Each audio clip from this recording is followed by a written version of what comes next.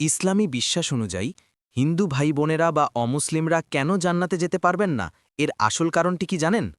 জান্নাতে যাওয়ার একমাত্র চাবিকাঠি বা টিকিট হল ঈমান বা এক আল্লাহর উপর বিশ্বাস।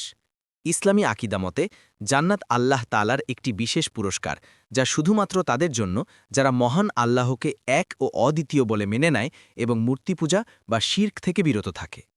পবিত্র কুরআনে আল্লাহ স্পষ্ট করে বলেছেন, নিশ্চয়ই আল্লাহ তার সাথে শিরক করার অপরাধ ক্ষমা করেন না, তবে এর নিম্ন পর্যায়ের পাপ যাকে ইচ্ছা ক্ষমা করেন। সূরা নিসা আয়াত ৪৮।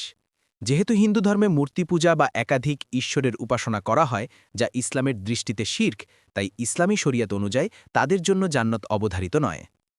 সহজ কথায়, জান্নাতে প্রবেশের পাসওয়ার্ড হল লা ইলাহা ইল্লাল্লাহ। যার অন্তরে এই বিশ্বাস নেই, সে জান্নাতের সুসংবাদ পায় না। আল্লাহ আমাদের সকলকে সঠিক দিন বোঝার এবং ঈমানের সাথে মৃত্যুবরণ করার তৌফিক দিন।